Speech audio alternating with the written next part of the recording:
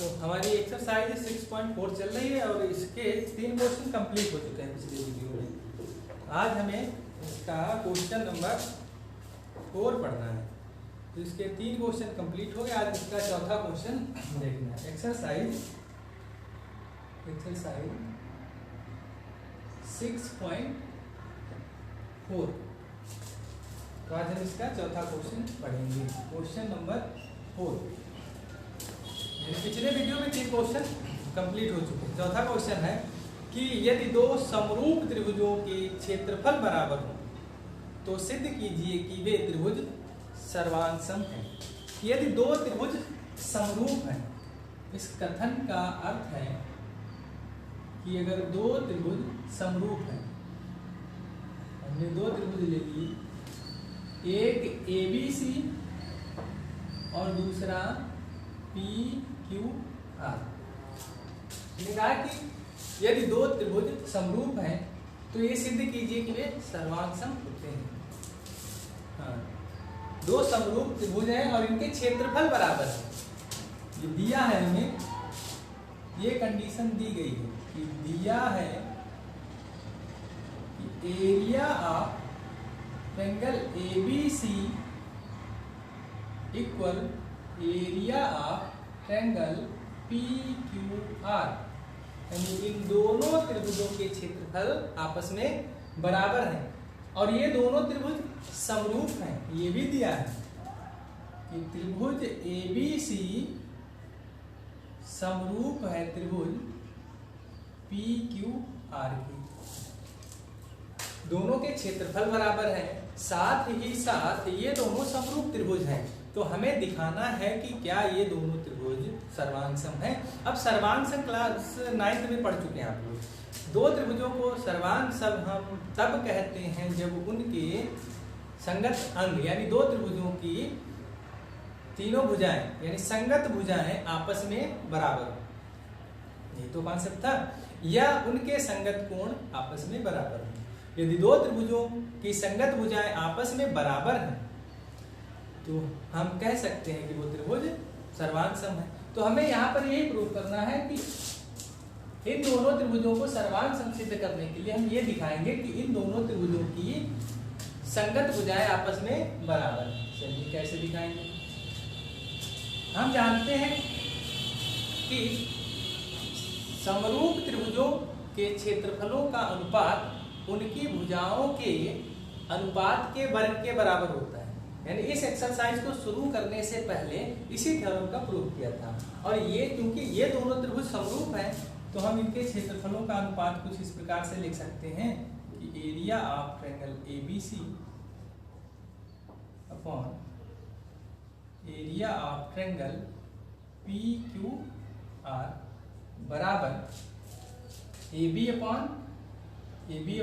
PQ, AB upon PQ का whole square भुजाओं के अनुपात के वर्ग के बराबर होता है, बराबर AC अपॉन PR का whole square, AC upon PR का whole square equal BC upon QR, BC upon QR का होल स्क्वायर। ये हमने कैसे लिखा है, इसी के आधार पर कि 2 त्रिभुज समरूप है तो उनकी भुजाओं का अनुपात यानी उनके क्षेत्रफलों का अनुपात उनकी भुजाओं के अनुपात के वर्ग के बराबर होता है। ये थ्योरम पहले ही पढ़ा चुके हैं। और चूंकि हमें दिया गया है कि इन दोनों का एरिया इक्वल है, तो एरिया इन दोनों का अगर इक्वल है या हम यहाँ से तो इनका अनुपात कितना हो जाएगा 1। यहाँ से देखिए कि हम यहाँ से लिख सकते हैं area of triangle ABC upon, इसको इसके बटे में ले आएंगे तो area of triangle PQR equal, इधर क्या बचेगा 1 बचेगा। यानी इस अनुपात का मान 1 और यही अनुपात है तो इसका मान हो जाएगा 1। तो इधर AB अपॉन PQ का whole square equal AC upon PR का whole square equal BC upon Q R का होल स्क्वायर। तो इस प्रकार से हम इसे लिख सकते हैं। अब इन सभी को एक एक करके इस एक के इक्वल रखेंगे। पहले इसको रख लेते हैं, A B upon P Q का होल स्क्वायर इक्वल 1। तो स्क्वायर हटाएंगे यानी दोनों तरफ वर्गमूल लेंगे तो एक का वर्गमूल एक ही होगा। तो ये हमें मिलेगा A B upon P Q equal 1। तो ए बी इक्वल, इस पी क्यू को इधर भेज देंगे, पी क्यू यानी हमें यहाँ से मिल गया कि ये ए बी भुजा पी क्यू के इक्वल है। नंबर 2, अब इसको एक के बराबर रखेंगे, ए सी अपॉन पी आर का होल स्क्वायर इक्वल 1। वर्गमूल यहाँ पर भी लेंगे तो हमें मिलेगा ए सी अपॉन पी आर इक्वल 1। इसको उधर भेज देंगे तो ए सी इक्वल पी आर, ये ए सी भुजा इस पी आर के बराबर मिल गई। अब हम इसको B C upon Q R का होल स्क्वायर इक्वल 1 के इक्वल रखेंगे। वर्गमूल लेंगे तो स्क्वायर हट जाएगा तो B C upon Q R equal 1। Q R को उधर भेज देंगे तो B C equal Q R, यानी बी सी क्यू आर के बराबर। तो इस त्रिभुज की तीनों भुजाएं, इस त्रिभुज की तीनों भुजाएं इस त्रिभुज की तीन भुजाओं के बराबर है। तो हम इस प्रकार कह सकते हैं, तो इस प्रकार त्रिभुज ए बी सी सर्वांग सम है त्रिभुज पी क्यू आर के, और किस सर्वांग समता से, ट्रिपल एस सर्वांग समता से। ठीक, तो इस प्रकार ये दोनों त्रिभुज सर्वांग सम सिद्ध हो गए, यानी हमें इनके क्षेत्रफल बराबर दिए गए थे, ये दोनों त्रिभुज समरूप दिए गए थे और हमें सर्वांग सम सिद्ध करना था। तो इस प्रकार ये क्वेश्चन कंप्लीट। इसको नोट कर लीजिए और इसको मिटाते हैं, फिर नेक्स्ट क्वेश्चन की ओर बढ़ते हैं। अब इसके बाद क्वेश्चन नंबर 5।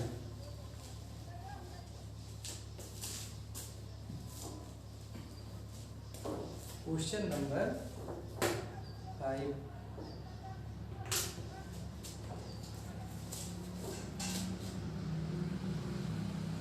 क्वेश्चन नंबर 5 में दिया है कि एक त्रिभुज एबीसी की भुजाओं, एक त्रिभुज दिया है एबीसी त्रिभुज है,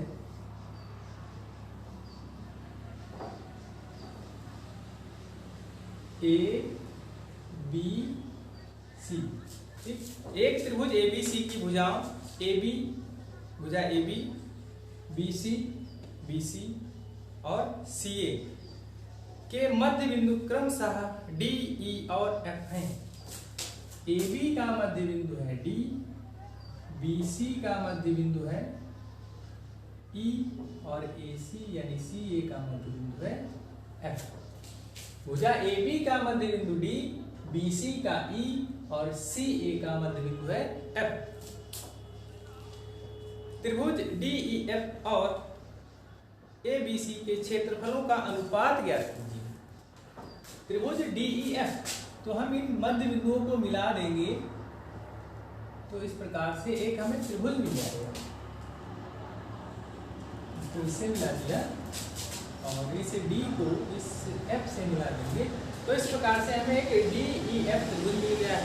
तो बताना है त्रिभुज डी ई एफ और ए बी सी के क्षेत्रफलों का अनुपात ज्ञात करना है। क्वेश्चन समझ में आ गया? त्रिभुज डी ई एफ का एरिया और ए बी सी का एरिया, इनका अनुपात ये हमें कैलकुलेट करना है। Area of triangle D E F upon area of triangle A B C, इनका अनुपात हमें कैलकुलेट करना है। चलिए, इसमें दो कंडीशन दी है। दो क्या, एक कंडीशन ये दी है कि ये जो डी ई और एफ ये मध्य बिंदु है भुजाओं के, ये मध्य बिंदु है भुजाओं के।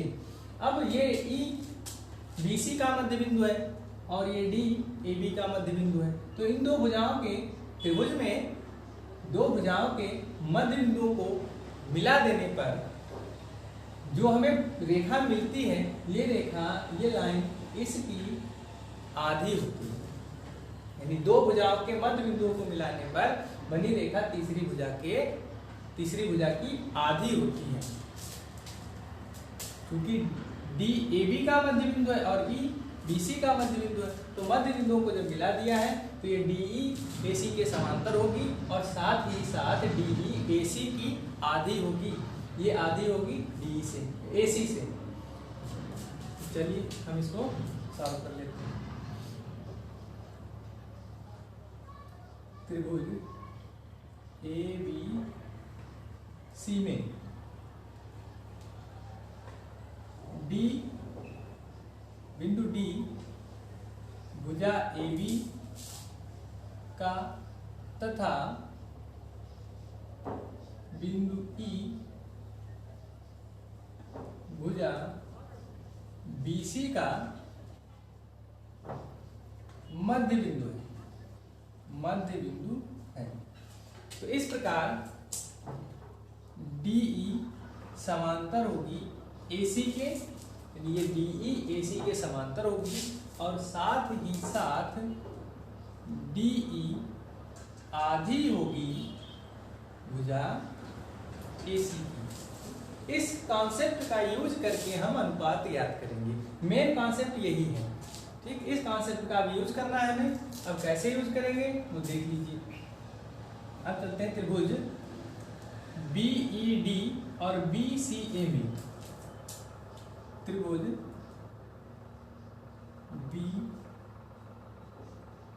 बीईडी तथा त्रिभुज बीसीए में। अब देखिए, ये भुजा इसके समांतर है, ये वाली भुजा इसके समांतर है, अर्थात ये कह लो ये दोनों रेखाएं आपस में समांतर है और ये वाली इन दोनों को काट रही है। तो ये वाला कोण और ये कोण इधर से ये संगत कोण हो जाएंगे। और ऐसे ही अगर इधर देखा जाए तो ये वाली यहाँ पर इसको काट रही है, आगे बढ़ाने पर इसको, तो ये वाला कोण इसके संगत हो जाएगा। और ये कोण B दोनों में कॉमन है, तो इस प्रकार त्रिभुज BED और त्रिभुज BCA समरूप त्रिभुज हो जाएंगे। हम यहाँ पर लिखेंगे कि कोण, या इसका नाम लिख देते हैं, इसको 1 और इसको 2, इसको 3 और इसको 4, ठीक। तो कोण 1 बराबर होगा कोण 2 के, कोण 3 बराबर होगा कोण 4 के। कोण 1 कोण 2 के और कोण 3 कोण 4 के। अगर इधर से देखिए तो पता चल जाएगा क्यों बराबर होंगे, क्योंकि ये संगत कोण है, संगत कोण है। और कोण B बराबर कोण B ये कॉमन है। तो इस प्रकार त्रिभुज BED समरूप होगा त्रिभुज BCA के। 3 कोण बराबर हैं, ट्रिपल ए समरूपता से। अब ये दोनों त्रिभुज समरूप हो गए। अब समरूप त्रिभुजों के लिए हम एक थ्योरम पढ़ चुके हैं स्टार्टिंग में कि दो समरूप त्रिभुजों में उनके क्षेत्रफलों का अनुपात उनकी भुजाओं के अनुपात के वर्ग के बराबर होता है। इसका मतलब है इनके क्षेत्रफलों का अनुपात यानी area of triangle BED upon area of triangle BCA। अब देखिए यहाँ पर नाम BCA लिखा है, लेकिन ये त्रिभुज ABC ही है। BCA इस बड़े वाले त्रिभुज का नाम है। तो उनकी भुजाओं के, अब यहाँ पर हम भुजा कौन सी लेंगे? भुजा हम लेंगे DE और AC। तो ऊपर BED है तो इसकी भुजा हम लेंगे DE, DE अपॉन, और इस बड़े वाले त्रिभुज की भुजा AC। जो समांतर है उन्हीं को लेंगे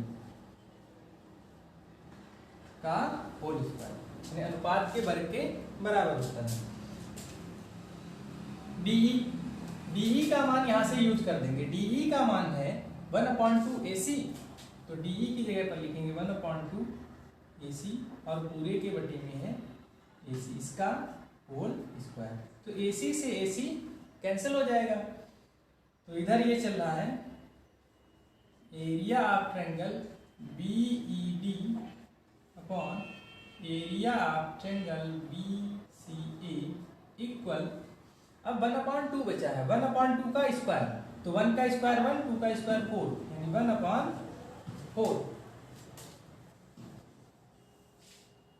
तो यहां से हमें मिलेगा area of triangle BED equal 1/4, और इसको इधर भेज देंगे, तो एरिया ऑफ ट्रायंगल BCA।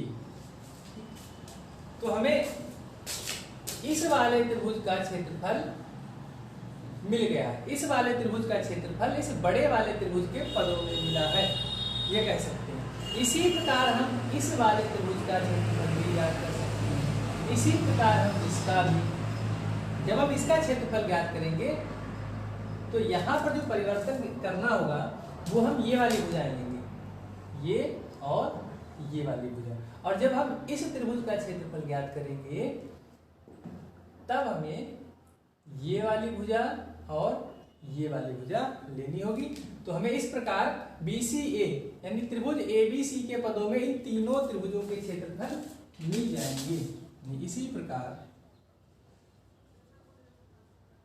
प्रकार अब हम इस त्रिभुज का क्षेत्रफल लिख देंगे, CEF area of triangle CEF equal 1/4 area of triangle इस बड़े वाले त्रिभुज के पदों में CBA।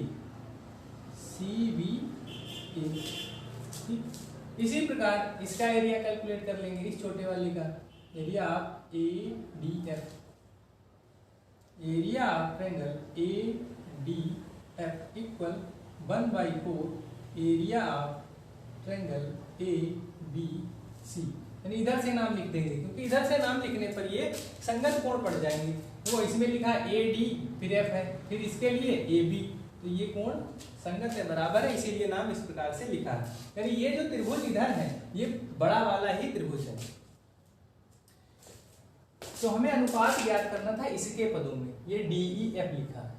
तो हम इस बड़े वाले त्रिभुज में से, यानी बड़े वाले त्रिभुज के क्षेत्रफल में से इन तीनों का क्षेत्रफल माइनस कर दें तो हमें ये वाला एरिया मिल जाएगा। इस वाले एरिया के लिए तो हम यहाँ पर लिख सकते हैं कि area of triangle DEF equal, यानी इस त्रिभुज का क्षेत्रफल ज्ञात करने के लिए इस बड़े वाले त्रिभुज के क्षेत्रफल में से एरिया ऑफ ट्रायंगल ABC इसमें से माइनस कर देंगे इन तीनों का क्षेत्रफल। तो माइनस एक बड़े ब्रैकेट में सबका क्षेत्रफल लिख लेंगे, माइनस, पहले इसको लिख देते हैं, area of triangle BED plus area of triangle CEF इधर दिखेगा,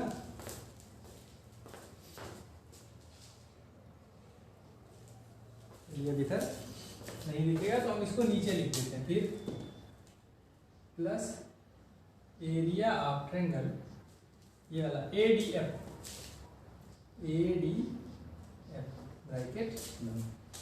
अब यहां से लिखेंगे area of triangle DEF equal area triangle ABC minus, अब इसका क्षेत्रफल लिखेंगे, इसका है 1/4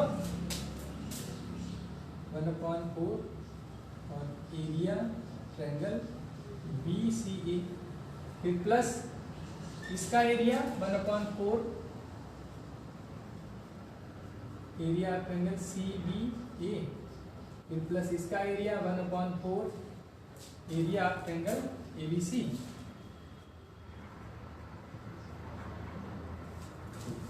तो ये लिख दिया। अब इसको हल कर लेंगे, area of triangle DEF equal area of triangle ABC minus, क्योंकि ये BCA है, ये CBA, ये ABC, तो ये तीनों शीर्ष समान है, ABC ही है, तो ABC ABC ABC, यानी ये तीनों राशियां एक ही हैं, तो इन सभी के हर बराबर है तो वहां से जुड़ जाएंगे, 1 2 और 1 3, 3/4, और हम यहाँ पर लिख देंगे एरिया ऑफ एंगल ABC, 3 शीर्ष है ABC, तो अब इसको इधर हल कर लेंगे, area of angle DEF equal,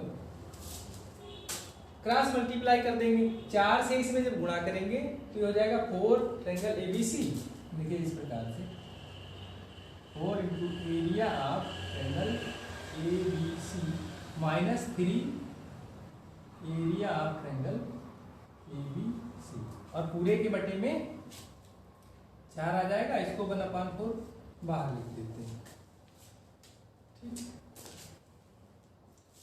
तो ये 4 है और ये 3 है और ये सेम राशि, तो 4 से 3 गया, 1 बचेगा, 1 का मतलब है यहां पर मिलेगा हमें, इधर आ जाएगा,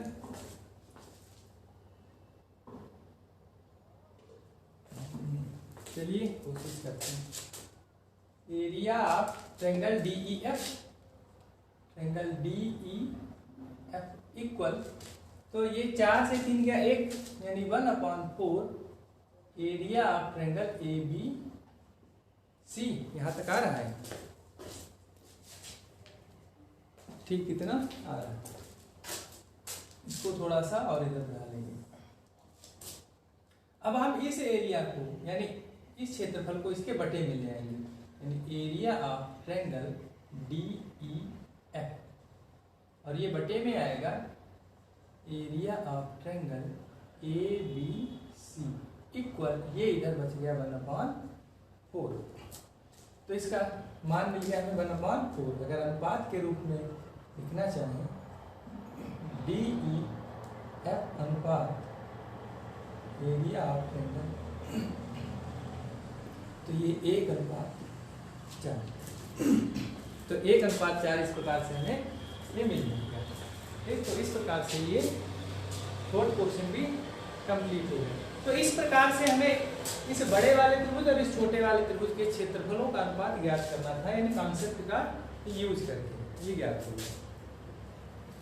तो अब बढ़ते हैं इसके नेक्स्ट क्वेश्चन की ओर, यानी क्वेश्चन हो गए 5, अब क्वेश्चन नंबर 6।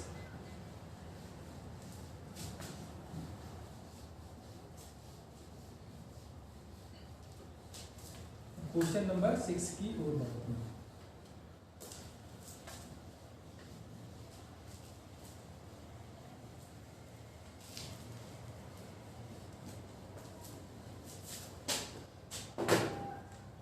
क्वेश्चन नंबर 6 में दिया है कि क्वेश्चन नंबर 6 इसमें दिया है कि दो समरूप त्रिभुजों के क्षेत्रफलों का अनुपात इनकी संगत माध्यिकाओं के अनुपात का वर्ग होता है, यानी दो समरूप त्रिभुजों के क्षेत्रफलों का अनुपात।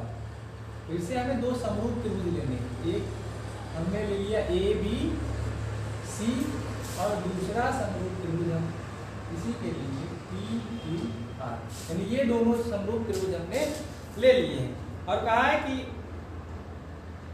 क्षेत्रफलों का अनुपात इनकी संगत माध्यिकाओं, तो इस सामने इस वाले शीर्ष से ऊपर वाले से सामने की ओर माध्यिकाएं खींच लेंगे, AM माध्यिका खींच लेंगे।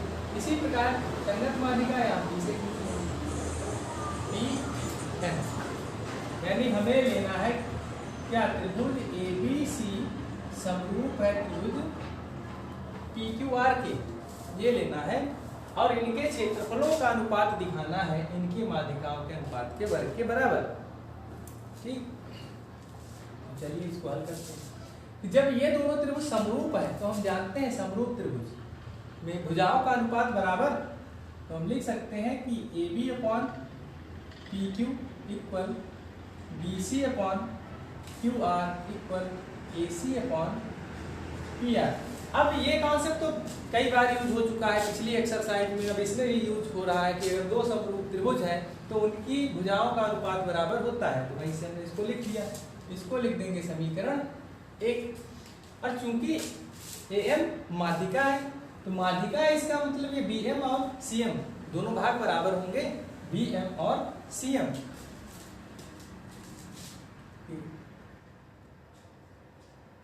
AM माध्यिका है, इसका मतलब है कि BM और CM ये इक्वल होंगे और आधे होंगे इस BC के, यानी 1/2 BC। इसी प्रकार ये PN भी माध्यिका है,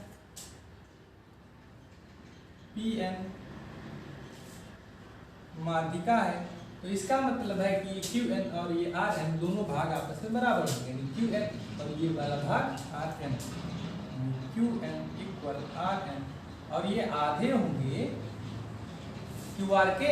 ये कॉन्सेप्ट यानी ये भी कई बार यूज कर चुके हैं, अब ये पता होना चाहिए कि अगर ये माध्यिका है तो ये मध्य बिंदु हो गया, मध्य बिंदु है मतलब ये और ये दो बराबर भाग होंगे और ये भाग इस पूरी भुजा के आधे होंगे, तो इसको लिख देंगे समीकरण 2, इसको समीकरण 3 लिख देंगे। और चूंकि ये दोनों त्रिभुज समरूप है तो इनके क्षेत्रफलों का अनुपात भुजाओं के अनुपात के वर्ग के बराबर होगा। चलिए इसको पहले हम लिख लेते हैं। तो अगर ये दोनों त्रिभुज समरूप है तो हम लिख सकते हैं, क्योंकि त्रिभुज ABC समरूप है त्रिभुज PQR के, समरूप है तो इनके क्षेत्रफलों का अनुपात area of triangle ABC upon area of triangle PQR इनकी भुजाओं के अनुपात के, यानी AB अपॉन PQ का whole square, BC upon QR का whole square equal AC upon PR का होल स्क्वायर। इसको लिख देंगे समीकरण 4।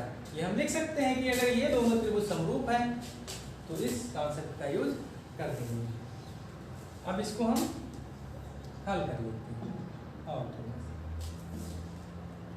अब त्रिभुज ABM और PQM में, त्रिभुज ABM तथा त्रिभुज PQN में कोण B, कोण Q, कोण B इक्वल कोण Q बराबर होंगे। क्यों बराबर होंगे? क्योंकि ABC और PQR समरूप त्रिभुज हैं। और क्या दिया है?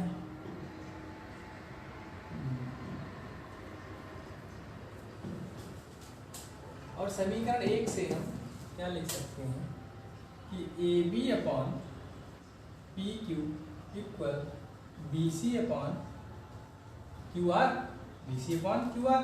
अगर हम इसमें दोनों में 2 से भाग करते हैं, भाग कर सकते हैं, BC अपॉन 2 हो गया, ये QR अपॉन 2 हो गया, BC अपॉन 2,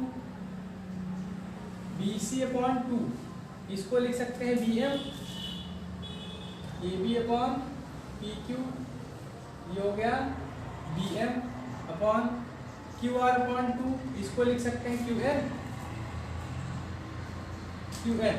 अब इन दोनों त्रिभुजों में देखो B Q के बराबर हो गया, इसका अनुपात इसके साथ बराबर है, इसका अनुपात इसके साथ BM अपॉन QM। तो इस प्रकार ABC, ABM और त्रिभुज PQN समरूप हो जाएंगे।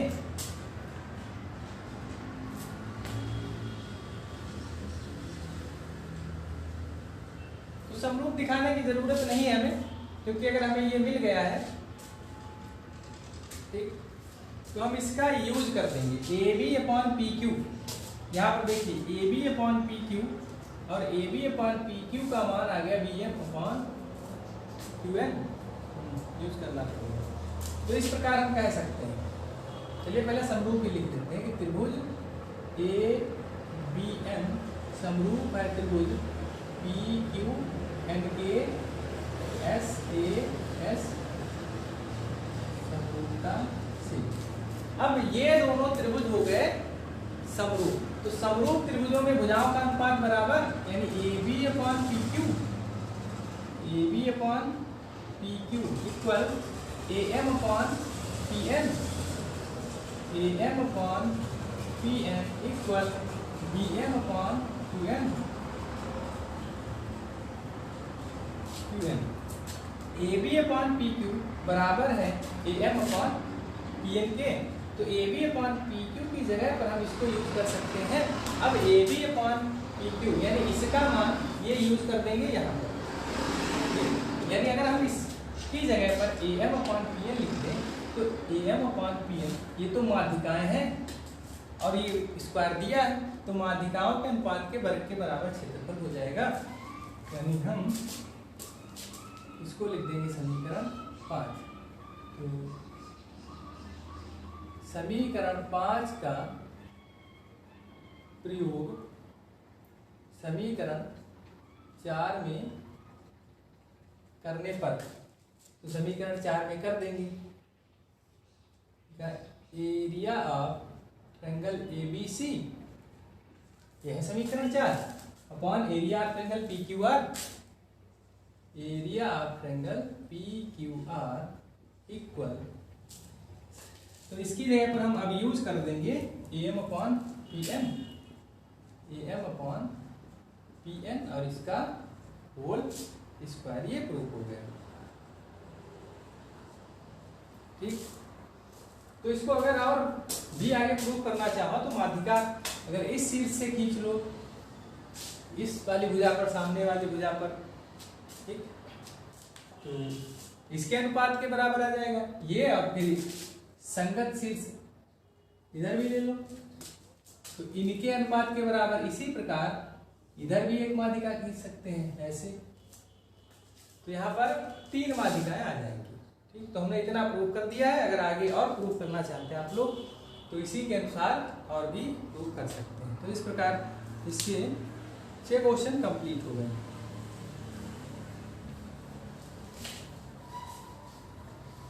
अब बढ़ते हैं क्वेश्चन नंबर 7 की ओर। इसमें शायद 9 क्वेश्चन है, तो इस वीडियो में ये एक्सरसाइज कंप्लीट हो जाएगी।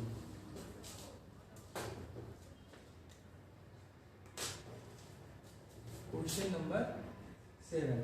क्वेश्चन नंबर 7 में दिया है कि सिद्ध कीजिए कि एक वर्ग की भुजा, एक वर्ग की किसी भुजा, एक वर्ग खींच लेते हैं, ये हमने एक वर्ग ले लिया ABC वर्ग, ABCD, ABCD एक वर्ग है। मान लेते हैं इसकी भुजा, माना वर्ग ABCD की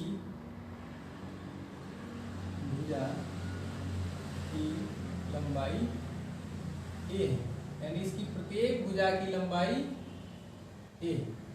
वर्ग है तो चारों भुजाएं बराबर होंगी। तो किसी भुजा पर बनाए गए समबाहु त्रिभुज, किसी भी भुजा पर एक समबाहु त्रिभुज बनाना। तो समबाहु त्रिभुज का मतलब है कि जो त्रिभुज बनेगा उसकी तीनों भुजाएं आपस में बराबर होंगी। तो हमने इस भुजा पर एक त्रिभुज बना दिया, तो जितनी लंबाई इस भुजा की है उतनी इस त्रिभुज में ये दोनों भुजाएं होंगी, तभी तो समबाहु त्रिभुज हो पाएगा। तो इसका नाम लिख देते हैं E। तो EAB एक समबाहु त्रिभुज हो गया। फिर कहा है समबाहु त्रिभुज का क्षेत्रफल उसी वर्ग के एक विकर्ण पर, तो हम इसका एक विकर्ण खींच लेते हैं। जैसे B से D को मिला दिया, BD एक विकर्ण हो गया। तो वर्ग का विकर्ण क्या होता है? विकर्ण का सूत्र, विकर्ण होता है √2 गुणे भुजा, और इस वर्ग की भुजा A, तो इस वर्ग का विकर्ण हो जाएगा √2a। तो इस विकर्ण की लंबाई हो जाएगी √2a। तो विकर्ण पर एक समबाहु त्रिभुज खींचो, तो जितनी लंबाई विकर्ण की है उतनी ही लंबाई की हमें अन्य दो भुजाएं लेनी पड़ेगी। यानी इस भुजा की लंबाई √2a, √2a। ठीक, तो सिद्ध करना है। क्वेश्चन फिर से सुन लीजिए। सिद्ध कीजिए कि एक वर्ग की किसी भुजा पर बनाए गए समबाहु त्रिभुज का क्षेत्रफल उसी वर्ग के विकर्ण पर बनाए गए समबाहु त्रिभुज के क्षेत्रफल का आधा होता है। यानी ये सिद्ध करना है कि भुजा पर जो त्रिभुज बना है समबाहु त्रिभुज, इसका क्षेत्रफल विकर्ण पर बनाए गए समबाहु त्रिभुज के क्षेत्रफल का आधा होता है। देखिए ये छोटा है, ये वाला त्रिभुज बड़ा है, तो इसका क्षेत्रफल आधा होता है, ये हमें सिद्ध करना है। तो हम पहले क्षेत्रफल इनके ज्ञात कर लेते हैं। समबाहु त्रिभुज के क्षेत्रफल के लिए सूत्र लगा देंगे, √3/4 गुणे भुजा स्क्वायर। तो हम पहले ज्ञात कर लेंगे त्रिभुज EAB का क्षेत्रफल, किस वाले त्रिभुज का क्षेत्रफल क्या होगा, √3/4 गुणे भुजा स्क्वायर। इस त्रिभुज की भुजा A हो जाएगा A स्क्वायर। इसी प्रकार त्रिभुज FBD का क्षेत्रफल यानी एरिया ऑफ त्रिभुज FBD √3/4 गुणे भुजा स्क्वायर। तो इसकी भुजा है √2a का होल स्क्वायर। अब हम इन दोनों का अनुपात ज्ञात कर लेंगे। इसका क्षेत्रफल यानी area of triangle EAB upon area of triangle FBD।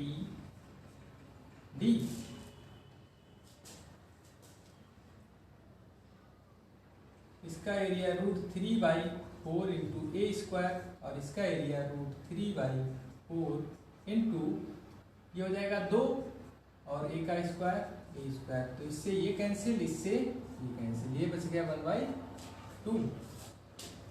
तो यहाँ से हम लिख सकते हैं area of triangle EAB equal 1/2 और इसको इधर भेज देंगे, एरिया ऑफ ट्रायंगल FBD। ये प्रूफ हो गया। ये EAB ये छोटा वाला है, छोटे वाला के क्षेत्रफल आधा है FBD के। और हम कैसे इसको प्रूव कर सकते हैं, एक तरीका और है, क्योंकि ये दोनों समबाहु त्रिभुज है। समबाहु त्रिभुज है तो इनका प्रत्येक कोण होगा 60 अंश का, तो इसका भी प्रत्येक कोण हो जाएगा 60 अंश का। तो ये दोनों त्रिभुज समरूप हो जाएंगे और समरूप त्रिभुजों के क्षेत्रफलों का अनुपात उनकी भुजाओं के अनुपात के वर्ग के बराबर होता है। यानी हम ऐसे भी लिख सकते हैं area of triangle EAB upon area of triangle FBD।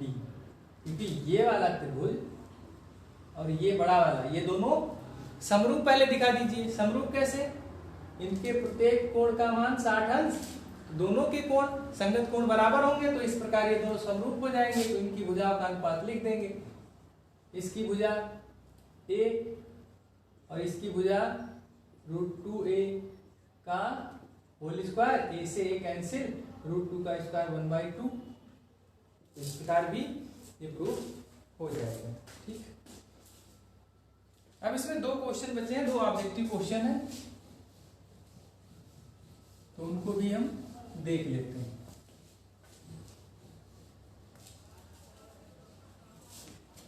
अब क्वेश्चन नंबर 8, 8वां क्वेश्चन क्या है कि ABC और BDE दो समबाहु त्रिभुज इस प्रकार हैं कि D भुजा BC का मध्य बिंदु है। दो इस प्रकार त्रिभुज है, एक त्रिभुज ABC है और BC का मध्य बिंदु है D, ये E। तो त्रिभुजों ABC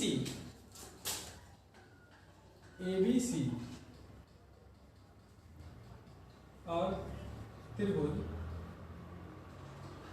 BDE इनके क्षेत्रफलों का अनुपात बताना है।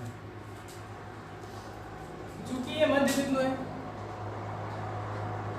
ये मध्य बिंदु है, तो मध्य बिंदु पर है तो ये भुजा इसके समांतर हो जाएगी। समांतर है तो ये कोण संगत हो जाएंगे, ये संगत हो जाएंगे। तो इस प्रकार ये और ये समांतर, तो इस प्रकार त्रिभुज ABC और BDE ये दोनों समरूप त्रिभुज हो जाएंगे। और समरूप त्रिभुजों में उनकी भुजाओं का अनुपात क्षेत्रफलों का अनुपात भुजाओं के अनुपात के वर्ग के बराबर हम लिख सकते हैं। ये इस टाइप से पीछे प्रूव कर चुके हैं, किस क्वेश्चन में किया था, ये प्रूव किया था क्वेश्चन नंबर 5 में, उसी टाइप से है। तो यहाँ लिखेंगे area of triangle ABC divide by area of triangle BDE equal, क्योंकि ये मध्य बिंदु है तो ये BD आधा हो जाएगा BC का, ये भी हो जाएगा। और ये ED आधी होगी AC की, तो ED ABC है तो इसकी भुजा लेंगे हम AC, AC अपॉन